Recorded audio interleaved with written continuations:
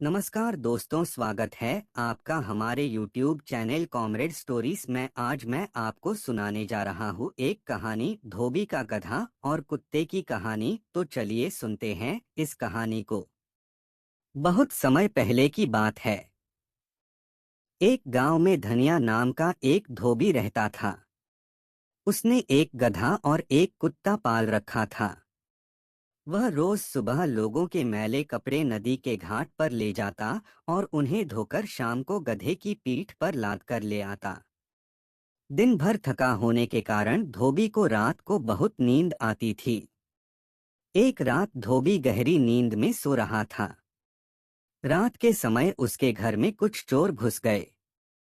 बाहर एक छप्पर के नीचे गधा बंधा हुआ था और उसके पास ही एक कुत्ता बैठा था। गधे ने कुत्ते से कहा, देखो भाई, घर में चोर घुस आया है। तुम इस घर के चौकीदार हो। तुम्हारा कर्तव्य है इस घर को चोरों से बचाना।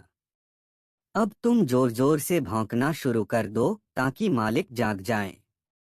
कुत्ता बोला, गधे भाई, तुम मुझे मेरा कर्तव्य मत बताओ। मैं रात दिन घर की रखवाली करता हूँ, फिर भी मालिक मेरी ओर जरा भी ध्यान नहीं देता। इसलिए मालिक का थोड़ा बहुत नुकसान होने दो ताकि उसे मेरी कीमत का पता चले। गधे ने गुस्से में कुत्ते से कहा, धोखेबाज, तुम तो बड़े नमकहराम हो। कुत्ता बोला, तू बड़ा वफादार है मालिक का। मालिक और नौकर दोनों को ही अपने अपने कर्तव्यों का ध्यान रखना चाहिए। जब वह मेरे पर ध्यान नहीं देता तो मैं ही क्यों उस पर ध्यान दूं? वह तेरा बड़ा ख्याल रखता है, तू ही उसे जगा दे।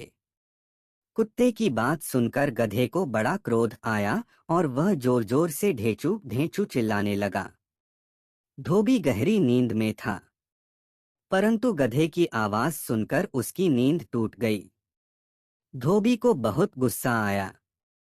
उसने एक मोटा डंडा उठाया और बाहर आकर गधे को पीटने लगा। उसने गधे को डंडे से खूब पीटा। गधा अधमरासा होकर धरती पर गिर पड़ा। कुछ समय बाद जब गधे को होश आया तब कुत्ते ने पूछा, क्यों भाई गधे, क्यों गहरी नींद सता रही थी? गधे ने उसकी बात सुनकर कहा, नहीं कुत्ते भाई, अब मैं समझ गया कि जिसका काम उसी को साजे दूसरा और करे तो डंडा बाजे। इस कहानी से बच्चों और बड़ों दोनों को सीख मिलता है। जिसका जो काम है उसे वही काम करना चाहिए।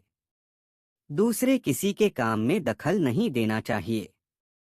दोस्तों, अगर आपको ये कहानी पसंद आई तो इस वीडियो को लाइक करें और हमारे चैनल कॉमरेड स्टोरीज को सब्सक्राइब करें। धन्यवाद।